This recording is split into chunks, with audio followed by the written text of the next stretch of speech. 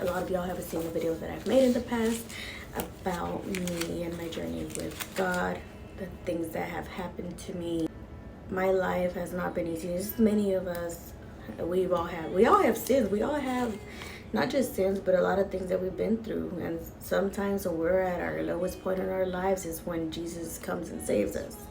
So that's what happened to me when my parents split up, and even when I was living with my dad, he was suffering from depression, and I saw a lot of things that I shouldn't have seen. I've dealt with a lot of things like molestation, depression, anxiety, suicidal thoughts. I've been in an abusive, toxic relationship. I've been homeless. I've had nothing to my name. Obviously I'm not going to talk about every single detail because it's a lot and not enough time.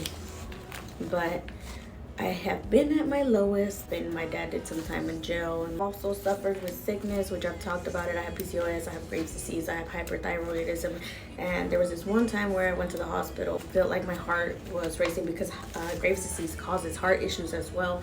And that night I felt like I couldn't move.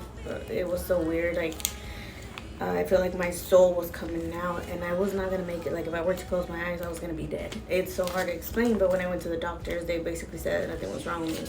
Recently, I saw a video of Farruko, the artist, that spoke about those same symptoms that happened to him. And same thing, that same day, he devoted himself to God. So that happened to me too.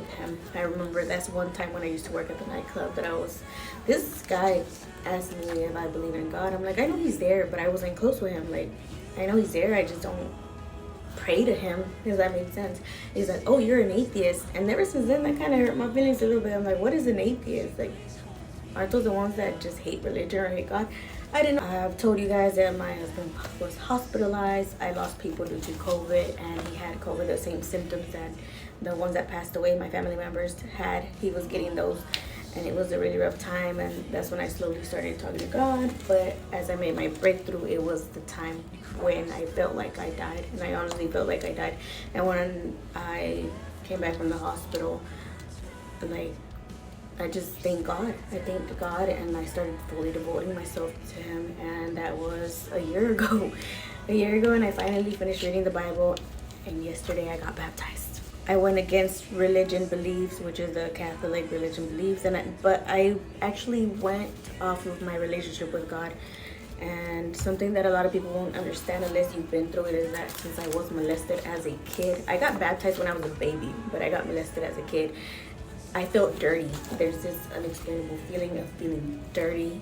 But after yesterday that I got baptized, I finally felt clean after so many years of my life. I felt clean, and I know that God forgives me, and I didn't need to get baptized. Like, I know that He loved me as I came, but it was something that I wanted to do for myself with God. You know, I wrote in my will, included an attached paper of my life, and I was gonna let my siblings read it once I passed away. But what good is that if it's not gonna help people? Sometimes we're too prideful, or maybe we're too ashamed, or maybe we just don't want to share our story because it's vulnerable. We are vulnerable, and you know, now that I have God by my side, I don't care about feeling vulnerable because it may help somebody out.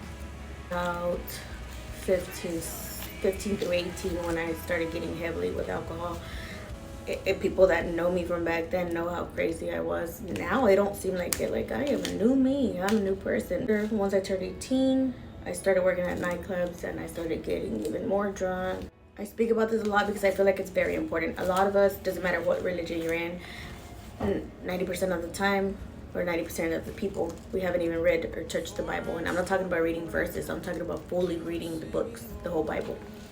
I finally finished it after being Catholic for so long. I finally decided to just do it for myself, and that changed my life. That changed my perspective on religion, like everything. But it's not a bad thing because I am not here to judge. I'm here to love, and I'm here to show you the word, God's word.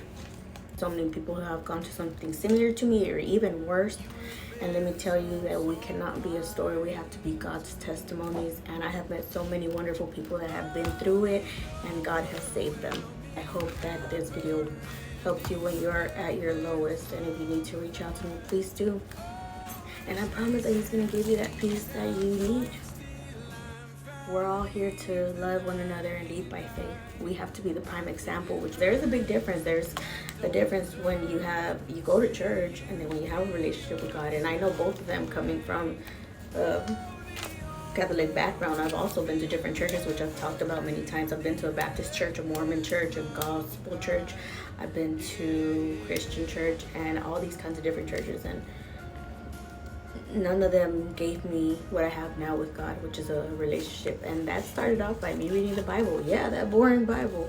It's actually interesting if you see this message, because I started as a teenager sinning. We are all sinners. Jesus forgave a prostitute. Jesus has healed the dead. Jesus has healed people with sicknesses and leprosy. And I've witnessed it by myself, me personally, and with other people as well. He just wants you to come back. When I felt no